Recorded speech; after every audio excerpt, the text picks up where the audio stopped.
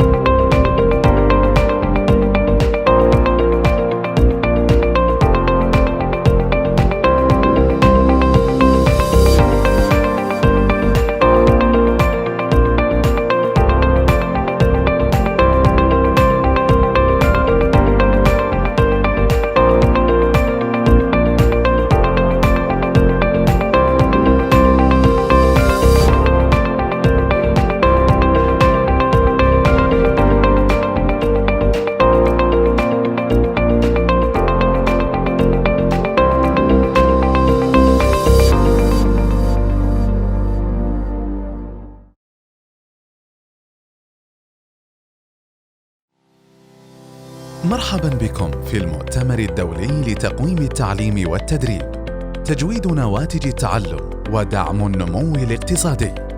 للحضور والمشاركة،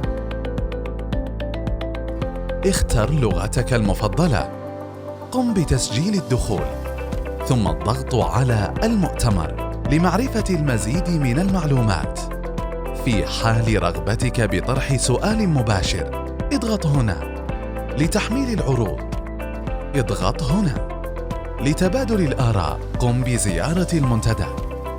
للدعم الفني، اضغط هنا.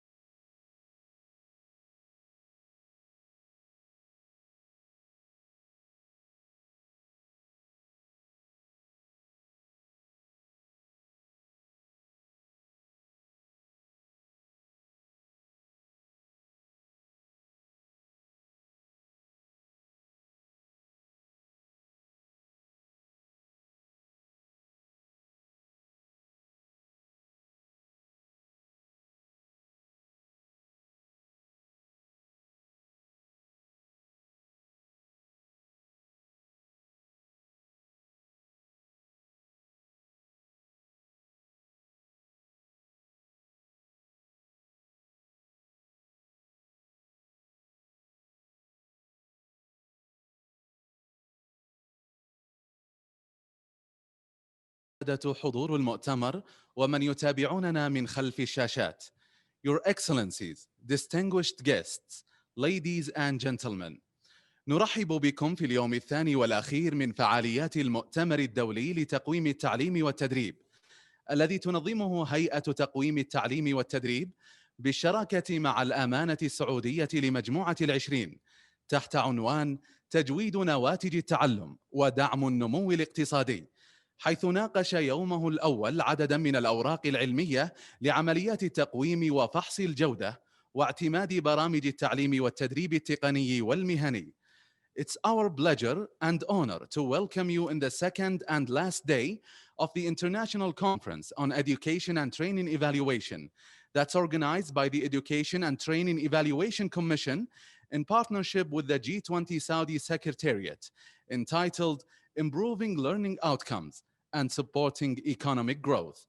حضورنا الكريم، تستمعون الآن إلى المستشار الأول في هيئة تقويم التعليم والتدريب الدكتور محمد الزغيبي في حوار علمي حول تنفيذ التجديد التربوي على المستوى الوطني مع وزير التعليم السابق في نيوزيلندا معالي هيكيا باراتا. Dear distinguished guests, please welcome the Senior Advisor of ETEC, Dr. Mohammed Al-Zughaibi, to the keynote speech Implementing National Education Reforms with the Honorable Hekia Parata, the Minister of Education for New Zealand from 2011 to 2017. فليتفضل الدكتور محمد الزغيبي مشكورا. Thank you very much. I would like to welcome all of you for the second day in the International Conference for Assessment. Yesterday, it's like setting the scene for the conference at all. Today, we'll focus on the implementation of educational reform. As we say in Arabic, Al-Maidan Yahmedan. So the devil in the details. Today we have with us an extraordinary achiever, the Honorable Minister of Education in New Zealand during the period of 2011 till 2017. Within this, short term of years, she accomplished some extraordinary achievement, whether to lift it up the achievement within the education system from 65 to 85% graduates from secondary education. Another thing is the achievement with early childhood, the enrollment up to 98%, which is, unbelievable in these just short years. Dr. Hekia Parata, Distinguished Alumni Award from the University of Waikato, New Zealand. She is Senior Executive Fellowship in Kennedy School of Government, Harvard University. There is as well the Outstanding Public Servant Award in New Zealand Government, 1991. She is a board member in the International Advisory Board Center for International Education Benchmarking in Washington, D.C. She is the International Advisory Board for the Center for Global Education. And finally, she is the chair of the Global Forum Education Policy Reform in OECD. She is going to chair a forum just next week with the educational reform. I'd like to switch to Arabic to affirm on the personal side of Dr. Hekia Parata to my fellow Saudi colleagues. Dr. Hekia Parata هي أصلاً من Dr. Hekia Parata is one of the long history indigenous people of New Zealand who did not have the opportunity to have good education in the past like others. She is from a family of 10 people, 5 girls, 5 boys. She is also a mother, but in a short period of time, she could achieve a lot of things that is celebrated by the OECD and a number of other countries. Her road was not easy, and her journey wasn't easy. And if you go there and if you look at the kind of resilience that they faced in New Zealand for the efforts and reforms she wanted to do, she worked as Minister of Education, and despite of all the challenges, she could achieve a lot of things that are celebrated. It's our pleasure to have you today with us. Please kick off with your presentation. Salam alaikum. I am finding that my camera is not starting. Share screen.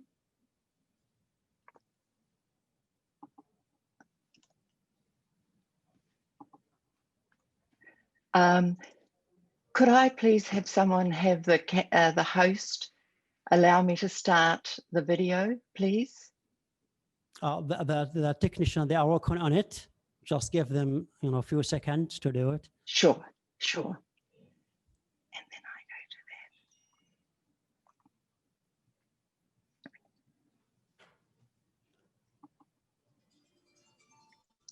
that. Yeah. Salam alaikum. Wa alaikum salam. Good afternoon. I am going to share the screen now. Share. Yes, we can see it. We can see it now. Well, good afternoon and greetings from New Zealand. I am so delighted to be participating in this international conference, and I would like to thank Your Excellency, Dr. Ahmed Alessa, for inviting me to participate, for the Board of Directors of the Education and Training Evaluation Commission, the conference organisers who have done a superb job in very challenging times. And I must confess to the audience, this is the first time I've done a keynote presentation online, so I hope that I will acquit myself.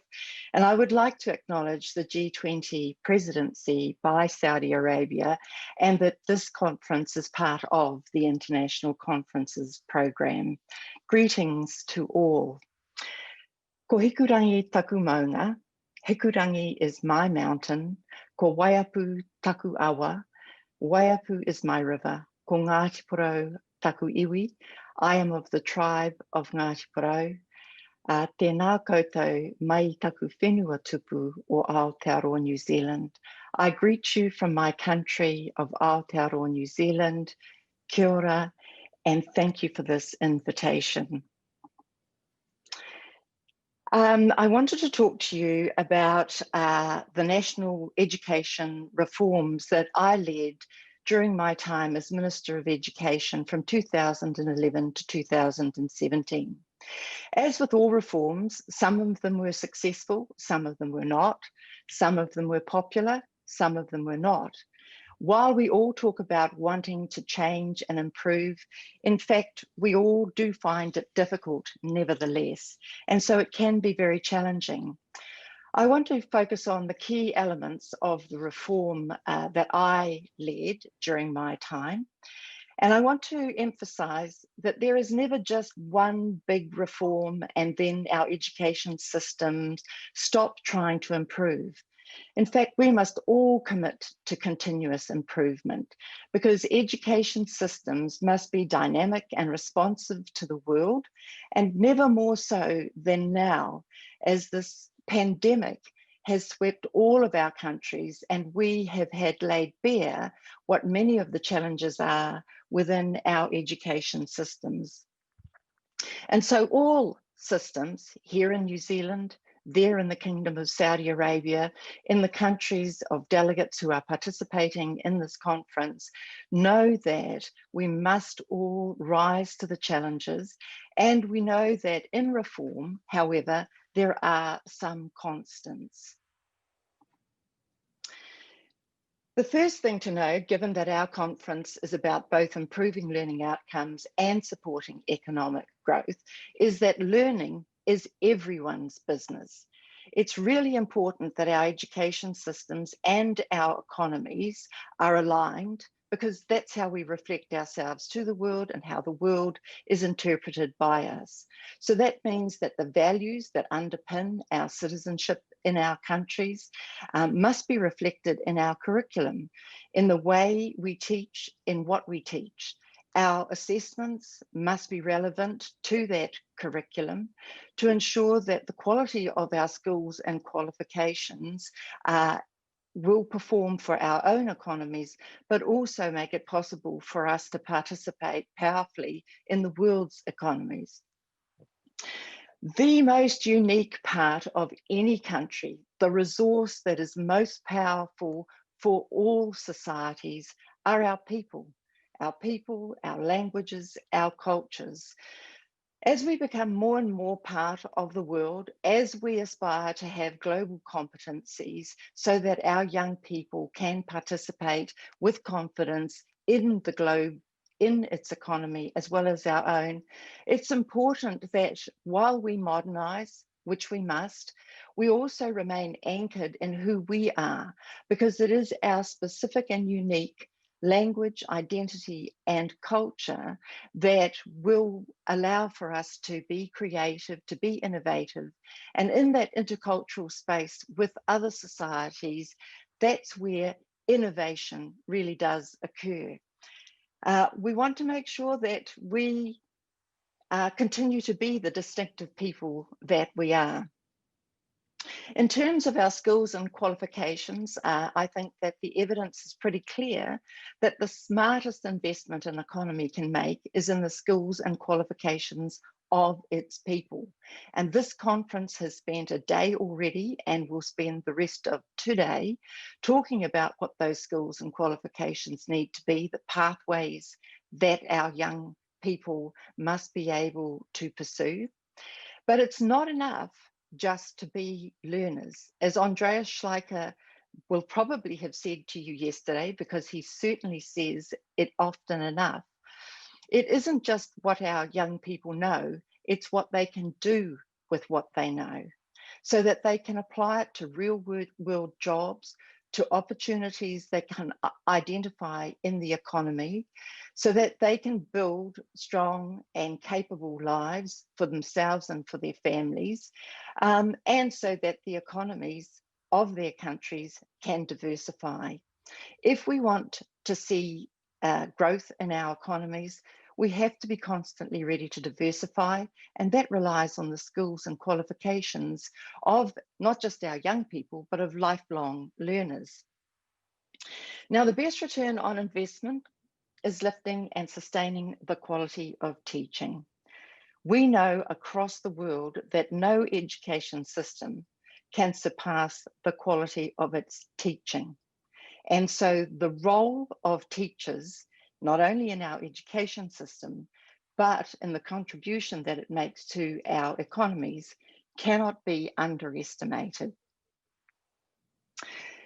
In the reforms that I led in New Zealand, which is just one example of a set of reforms that many other countries will have their own reforms, I followed the meta-analysis that Professor John Hattie, a New Zealander, known to you in Saudi Arabia and in countries all around the world, found that of all the effects that lift achievement, that cause learning to happen, that lead to success in our education systems, there are 4 main effects.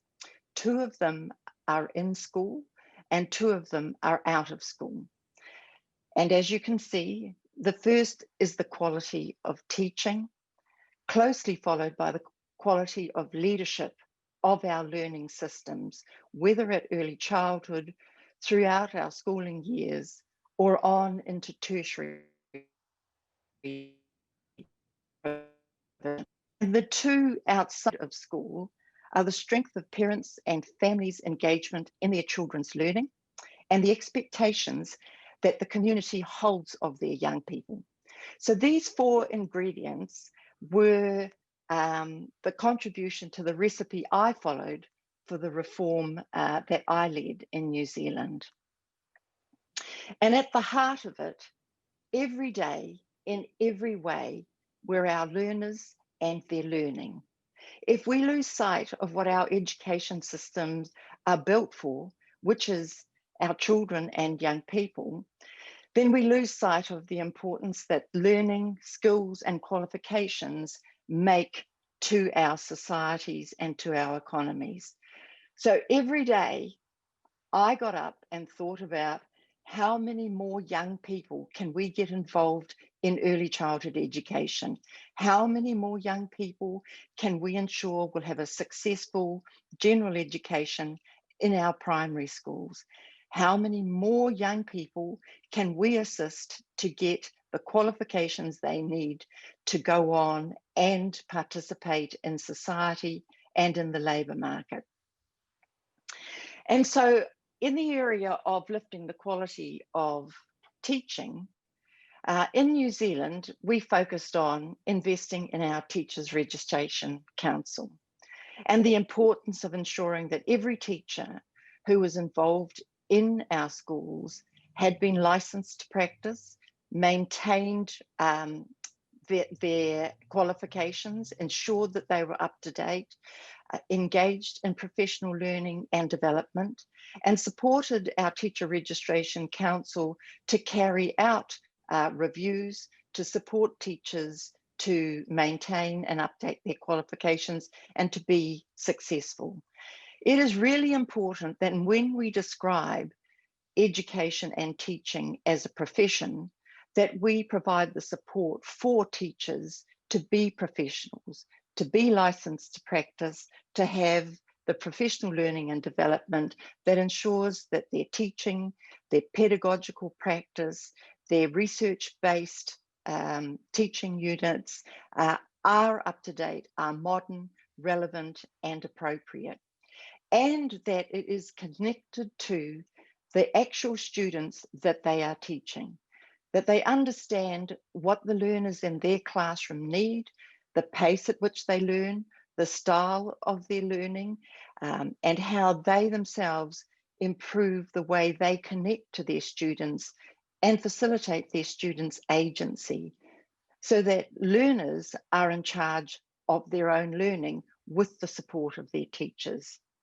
We also created communities of learning with specialist teaching roles so that we could help develop and diversify career pathways for teachers, so that we would have entry-level teachers, specialists in subjects, specialists in general teaching, specialists in numeracy and literacy, but also that we would have what you might call master teachers who specialised in helping other teachers get better. And we celebrated teachers. Teachers are nation builders. They have our children in their care for between 6 and 8 hours and possibly more in some countries, 5 days a week for approximately 40 weeks of the year. That is a significant time during which the influence of teachers is powerful and important. And they help inculcate our children not only with learning and being able to do maths and languages and social studies and science and so forth, but also the values of good citizenry. So in our reforms, we focused very much on how we could support teachers to be successful, be effective, and to maintain their qualifications to deliver the best possible teaching and learning for our students. We also focused on leadership and lifting the quality of leadership. And that meant that we invested in the professional development of principals, but we also invited very successful teachers to consider whether they wished to be principals as well. And we created training for aspiring principals so that we always had a flow, a pipeline of leadership to come through and head our schools and our learning institutions.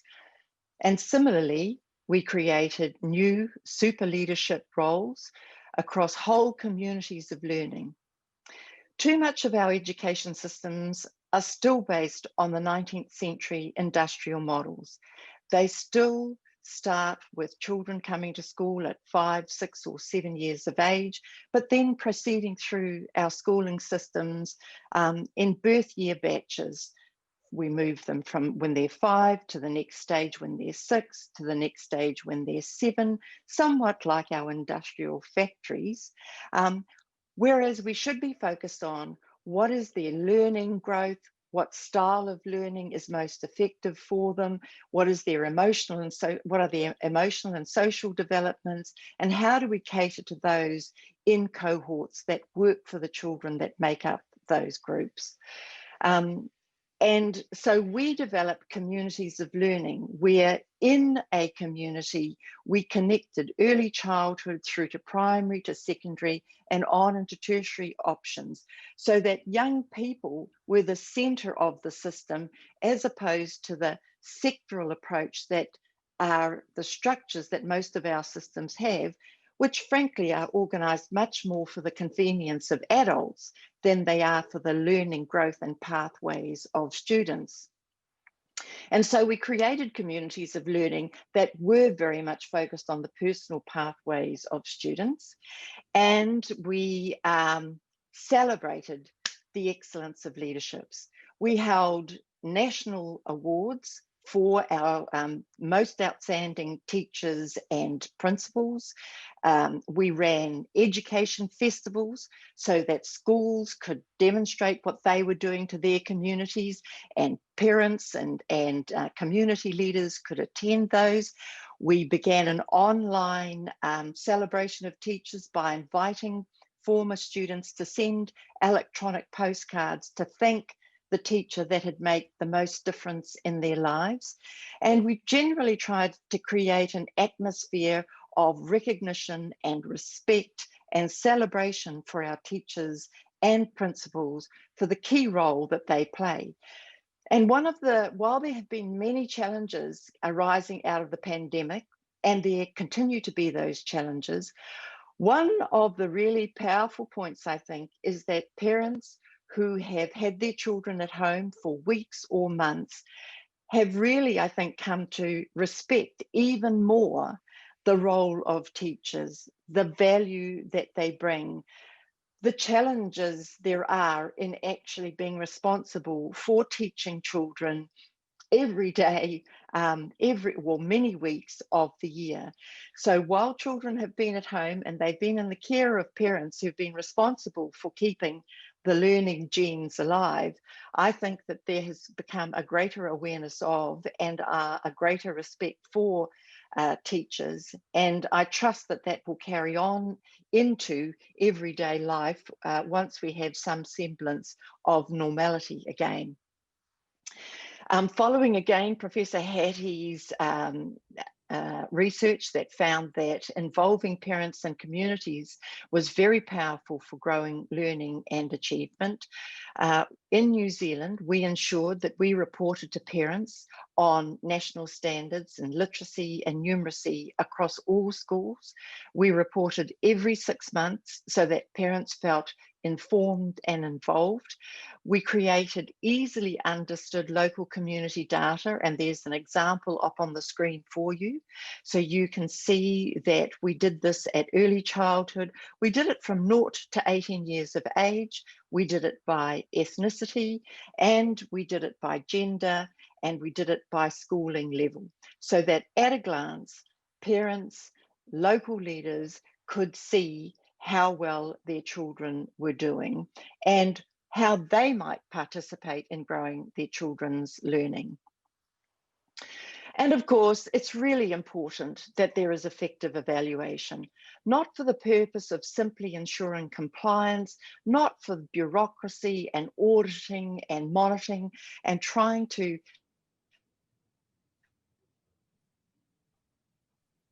it is for the purpose of catching schools in. It's for the purpose of identifying which parts of the learning ecosystem are working, which parts aren't working so well, and how do we support those systems to be successful in the interests of our children's success. And so all 4 of those elements came together, and in our national reforms, this is what we did. We set specific public service goals so that all New Zealanders would hold our government and me as minister accountable.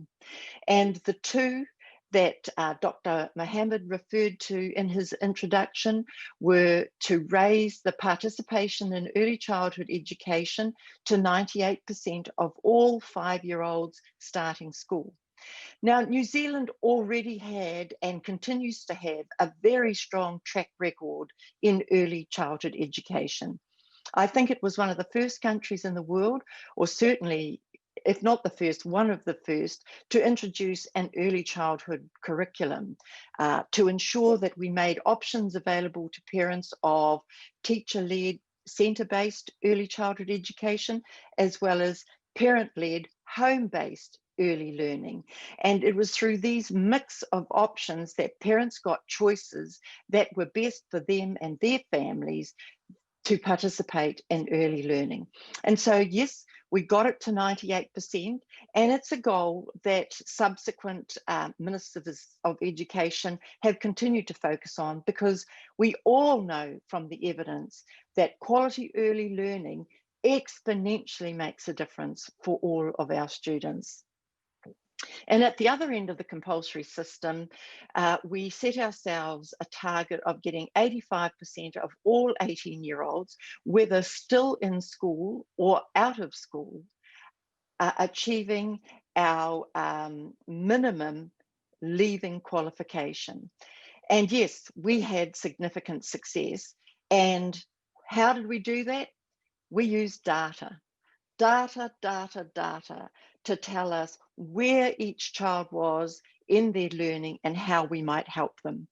And we developed a mantra which we found really energizing. And there it is there on the slide: from numbers to names to needs for every one of our learners. We wanted to make sure that we provided schools with the data, which was anonymized numbers, where we could tell them how many children or young people in their schools needed more credits in particular ways to achieve the leaving qualification. And we would say to schools, we know the numbers in government, but you must know their names. They are at your school. You can identify them, find out what they need, and help them to get the credits they need to secure that important qualification. And finally, we engaged all stakeholders in regular national and regional forums to discuss all the things necessary to support our schools to be successful. And by that, I mean the mayors of our communities, the heads of business in our communities, the leaders of our faith-based institutions, the leaders of tribes, the leaders of cultural community groups, the law enforcement, the social support services, the health services. All of these key stakeholders were brought together regularly to discuss how together we could help raise the achievement of our young people, support our schools to be successful. And this was a regular quarterly activity so that all of our communities felt empowered and involved. And the result of that, our data tells the story. You can see that all of our cohorts of communities improved over this period. We started for some communities at less than half of their young people achieving the minimum leaving qualification. And over that 5-year period that you can see on that slide, all populations increased, every one of them. And that was by using data to find which students needed what resource when, and doing our very best to get it to that school and support schools to be effective. Because here's the thing, no matter how much influence you might have as a minister, no matter how many speeches you might make, no matter how many stories you might tell, in the end, the fact is, it is teachers and principals who make the magic in classrooms up and down every one of our countries. So supporting them to be successful is what causes learning to happen and students to be successful. It isn't actually ministers. Our job is to lead. Our job is to create the conditions in the environment for success. Our job is to gain momentum and to be prepared to take leadership even when it isn't always popular. But in the end, it is our teachers, it is our principals, it is parents and the communities that make the difference. So finally, learning is earning. Students who do well, acquire skills, get good qualifications, will find opportunities in our labour markets, will be ready to create opportunities in our labour markets, and thereby raise our economies. So it is absolutely true. The title for this conference is so appropriate. Not only must we improve learner outcomes for those people themselves and for their own lives to prosper, but also because that's what grows our economies. So particularly now, as we face the challenges of this pandemic, it is not binary. It is not either public health or economic wealth. It isn't either learning or earning. It is always those things together. We've got the opportunity, we do have challenges, but we have the opportunities. So here's a sunrise here in New Zealand, where the sun first touches the world each new day. It's our chance every day to find the best opportunities for all of our learners and grow our economies to create better lives for all of our people.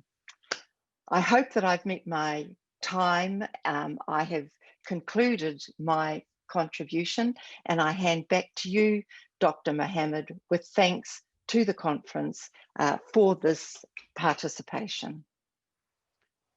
Thank you, Your Excellency, Dr. Parata. It's a very practical, wonderful, and insightful presentation with the, recommendations that they are relevant to the context of Saudi Arabia. So we have some questions from the audience. Would like to give you, a question and you give an answer, or I give you the question and then you answer them at once. So what do you like? I'm in your hands, whatever you decide. Okay, good. So one of the questions, it seems that you as the Minister of Education, you were striking a balance between gap analysis when you started leading the Ministry of Education, policy development, and policy implementation, with a limited time as well. So what's the magic recipe behind all, this balance that you did during your term as a minister? First of all, I think you have to have a clear agenda and say what it is you're trying to achieve. So our two big public service targets made that very clear. Second, you have to work well with your ministry officials, who are the machine that you have available in government to carry out this work. Third, you must respect the teaching profession and principles. Now, as I say, some of our reforms were not popular.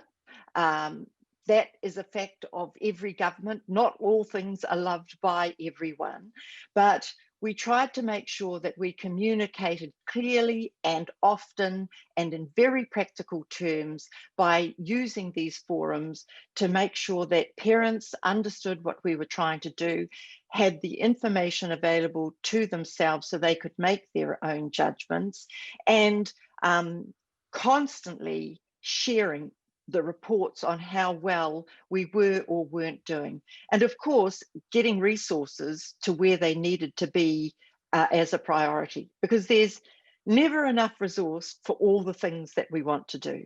So data is also useful in helping to prioritize where we invest as well. So it wasn't one thing or another, it was how did we bring all of those things together. And sometimes we made mistakes and had to own up to them and then move on. And other times we celebrated our successes. Thank you, Dr. Parata. Another question that you insisted on the Council of Teacher Registration. So in Saudi Arabia now, we are preparing to start processing with teachers registration and licensing.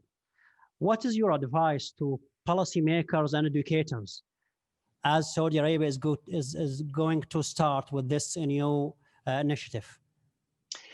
Well, first of all, congratulations, because that is an outstanding initiative.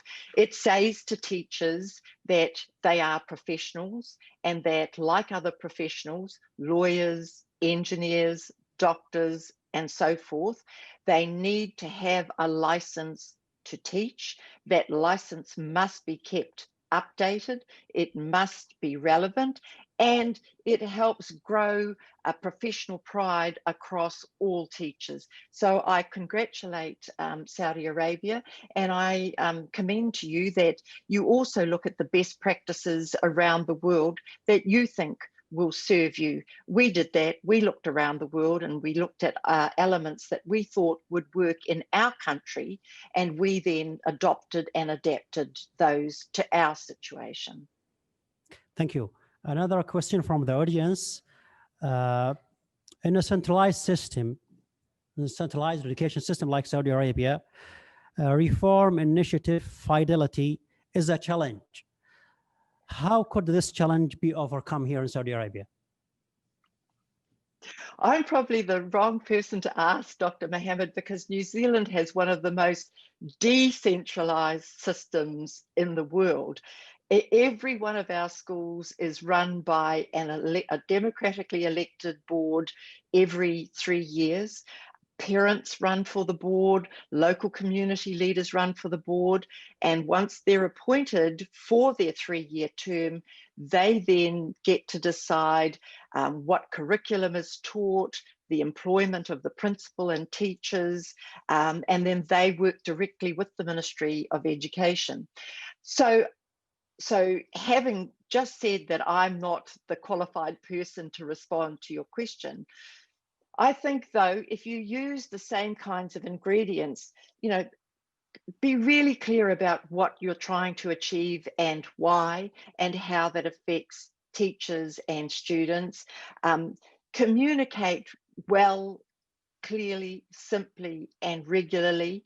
Celebrate success. Share data in ways that the schools in the first instance and the surrounding community understand what's happening and what they can do to contribute. Those ingredients will work as well in a centralized system because it's populated by people, and people just want to know, they want to understand how they too can contribute. Thank you. I think we still have time for a couple of questions, if you may. Family engagement is a crucial part of your strategy when you were Minister of Education. Yep. This might even crucial during the pandemic now around the world to engage family with the education of their children.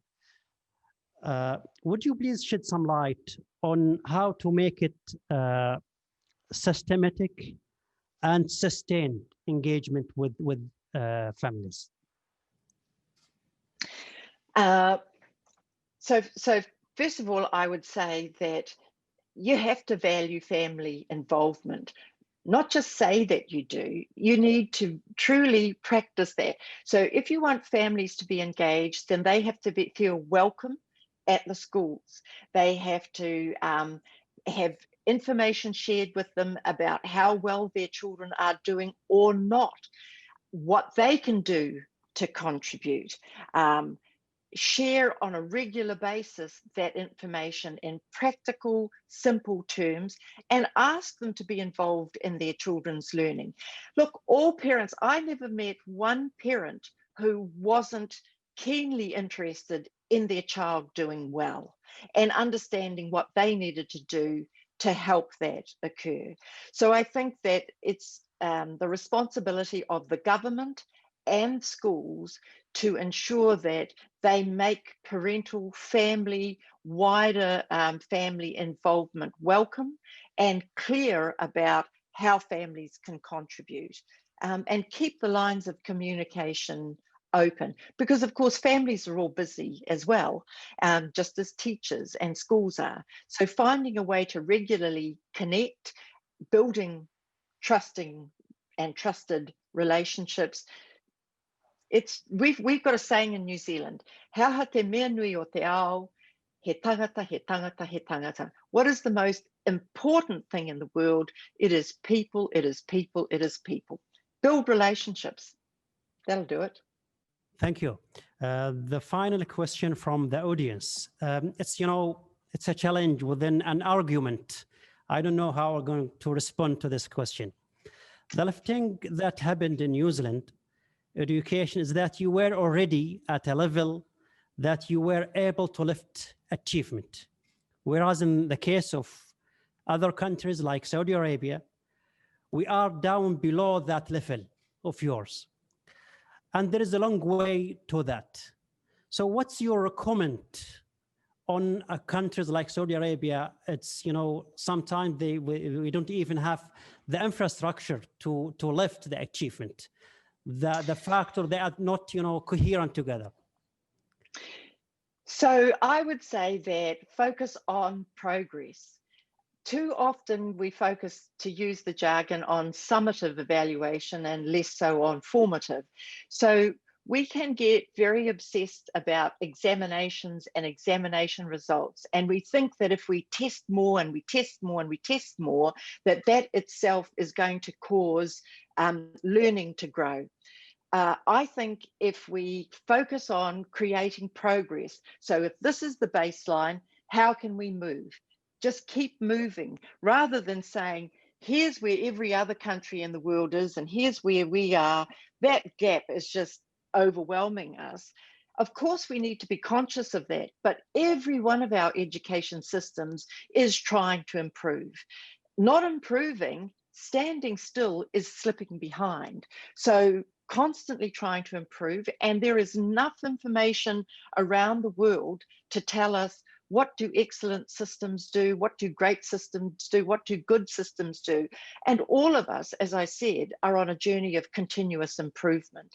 So I would say focus on progress, celebrate every piece of progress, build momentum.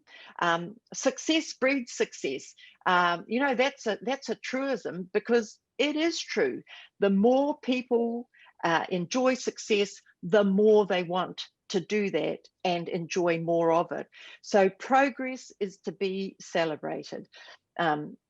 Building a momentum across a school, a community, and a system, and keeping that momentum going will progress for each and every learner. I think the responsibility of a government, any government, is to create the conditions whereby that momentum can gain traction, and success has got to be celebrated. The more attention we give to what works, the better it will work. Dr. Parata, thank you very much on behalf of myself, ETEC, and thousands of audience watching you now. Thank you very much, and we look forward to have you in person here in Saudi Arabia. Shukran. I look forward to seeing you in person in Saudi Arabia sometime in the future as well. And I wish you all the very best with your Teachers Council and with all your other initiatives. And I congratulate ETEC for organizing such a well-run conference, despite all of the challenges. Thank you, and all the very best. Kia ora. Kia ora. Kia ora, Dr. Mohammed. Thank you.